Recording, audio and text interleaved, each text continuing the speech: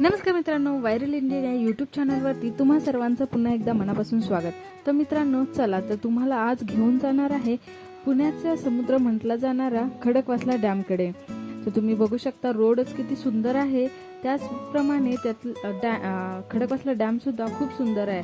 त्याचं पात्र हे खरंच जास्त मोठं आहे। तुम्ही बघू शकता व्हिडिओमध्येच किती मोठा आहे तो। सोबतच तिकडे नेचर देखील तुम्हाला चांगलं भेटेल। वन डे ट्रिप वगैरे असं काही प्लॅन करायचं असेल तर तुम्ही नक्की खडकवासला डॅमला जाऊ शकता। तुम्ही बघू शकता किती सुंदर असं नेचर आहे। डोंगराच्या कुशीत असणारा हा नजारा। रोड थोडे आता खराब झाले आहेत पावसामुळे, परंतु नेचर तुम्ही बघू शकता।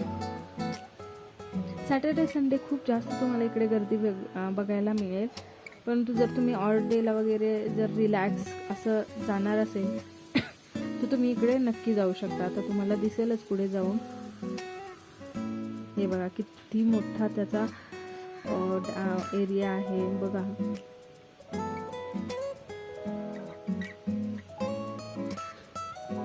रेनी सीझन मध्ये गेला तर तिकडचा व्ह्यूज एकदम असं स्वर्गात आल्यासारखं वाटतं, बिकॉज जवळच डोंगर वगैरे असल्यामुळे डोंगरावरती ढग वगैरे उतरलेले असतात आणि ते नेचर, पाणी सगळं काही एकदम छान असतं। तुम्ही बघू शकता पार्किंग इकडे लेफ्ट साईडला पार्किंगची सोय आहे आणि राईट साईडला जे सगळे तुम्हाला स्टॉल वगैरे इकडे मिळतील, खायचे वगैरे, भजी पाव वगैरे असले गोष्टी तुम्हाला इथे तुम्ही आस्वाद घेऊ शकता इकडे बसून। आणि इकडे सिटिंग अरेंजमेंट पण केलेली आहे जिथून तुम्ही नेचरचा व्ह्यू घेऊ शकता। हे बघा असे स्टॉल्स आहेत।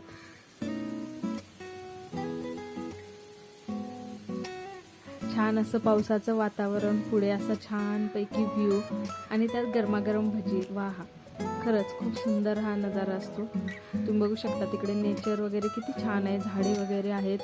ॲक्च्युली या साईडला मॅक्झिमम हा गव्हर्नमेंटचा एरिया आहे। जे हे बघा किती मोठा आहे तो।